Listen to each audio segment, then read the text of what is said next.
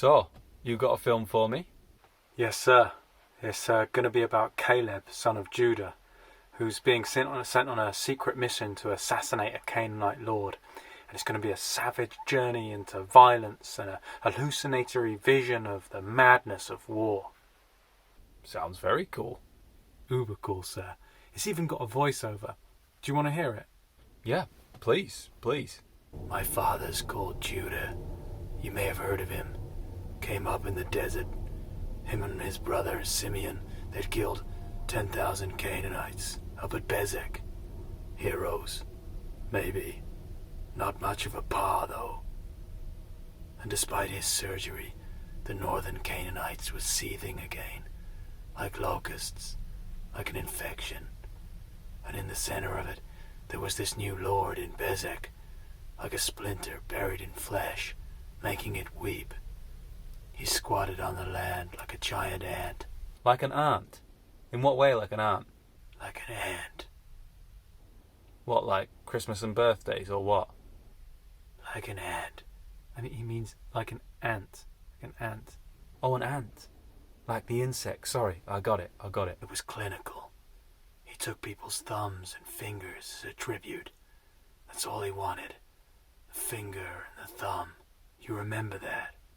He was foremost in all thoughts. He was inescapable. Doesn't sound like a chap to be messed with. When they came and gave me the mission, I thought, why me? I'm all the way in Judah. They're sending me down the Jordan to the north, from sea to sea. I pass through the territory of 3 tribes. Why not choose a northern man?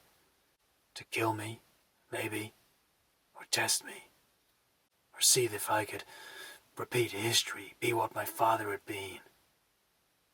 Maybe Daddy decided it, just to get rid of me. Who knows? I was going with my brother, Othniel. He was wound too tight for this kind of mission, but then he was wound too tight for staying at home. He wanted to marry my daughter. I didn't care anymore, but I told him only if he comes with me and doesn't ask where we're going. We were finally on the river, moving slowly north. Part of me was afraid of what I would find and what I would do when I got there. But the thing I felt most, much stronger than fear, was the desire to confront him. Oh, he's a dark one, this Caleb, isn't he?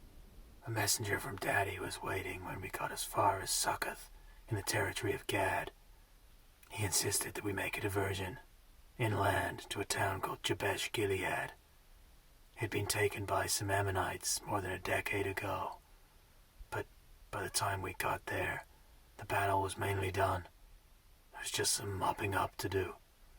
Othniel's boys were glad of the chance to stretch their limbs. Gosh. Swords flashed. The sky turned a dusky orange. We torched the granaries, and they went up with a chugging smoke and a sound like many arrows hitting wood. A hard core of fighters kept the tower. We had them surrounded. They burned us with oil. Othniel got scolded. But when it was gone, they knew they were too.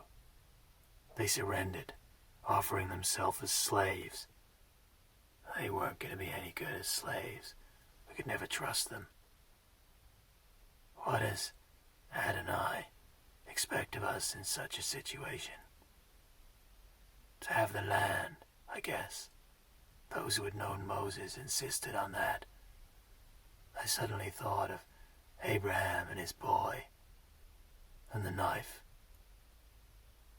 I just turned away.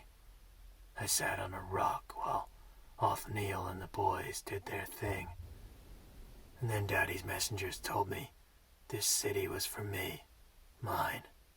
That's why they had us here to finish the job. I didn't even want it, to tell you the truth. Was that the real point of this trip? To set me up with an inheritance in Gad? But then, why send me on to a showdown? It didn't make sense. Back on the river, I lay on the deck and thought about the Lord of Bezek, trying to prepare my soul. But Othniel kept coming and asking me questions I couldn't answer, like, where are we going? How hairy was it going to get? Was this a suicide squad I had invited him to join? It was my mission, but it was Othniel's boat, and he let everyone know it. And I dare say they're not going to be the last brothers to bicker in the back seat for the whole last section of the journey. When we got to Bezek, the bank and the river was full of Canaanites. They were armed with spears, but they didn't raise them. They just stood there and stared at us, with their moon faces, saying nothing in any tongue. They moved apart so we could get the boat to the bank. I could tell Othniel and the boys were furious with me and terrified. I told them to stay in the boat, and I went up. Oh, he is brave though, isn't he? It was some kind of temple, stone, great faces peering out of it, and standing on the steps there was a man. Something told me he was from Judah. Sure enough, he spoke to me in our dialect. He was wild-eyed, excited. He told me that Adonai-Bezek was expecting me, that I was lucky, that I was to have an audience with him. He went to put his arm around my shoulder, and then I saw his mutilated hand. He was grinning. It's funny, but even though this Adonai-Bezek fella is some kind of psycho murderer, I'm surprisingly eager to meet him and maybe even learn a thing or two from his mastery and self-control. He took me up into the temple. It was dark. I could hear dripping. It smelled like death in there. And then I saw him, sitting in the shadows. He had been there all along. I started, but I didn't feel scared. I didn't have enough power to be scared. This Caleb is just so cool under pressure. He said my daddy's name. I nodded. He breathed, and then he began to talk. Outside it became night. We were brought in a little food. He lay and seemed to be asleep. I felt I was dreaming. I went down and checked the boat. I looked around. I was free. I went back in, and I stood over him. I thought about it. And then I sat down against a pillar and went to sleep. The next morning, when I awoke, he was in front of me. He offered me hot water and some softened grain in a bowl. Ah, that's nice of him. I took it. Then I looked down. One of Othniel's boys' heads was there in front of me. Oh. I forced myself not to react. I thought of my brother. He was either dead or he was angry. I should have come alone. Well, it's not like the poor chap had many lines anyway, is it, eh?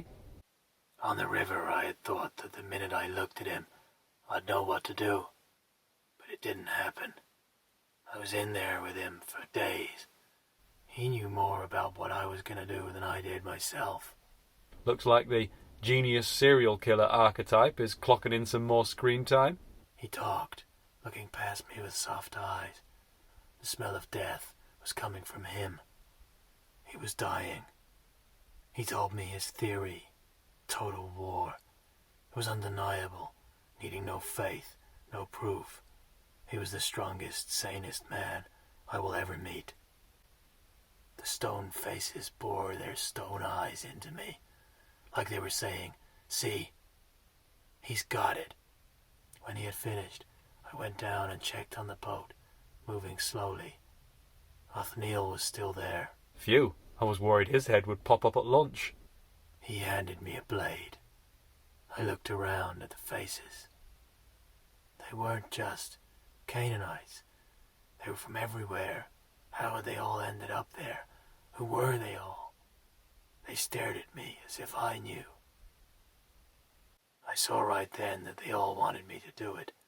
I felt like he was up there too, waiting for me to take the pain away.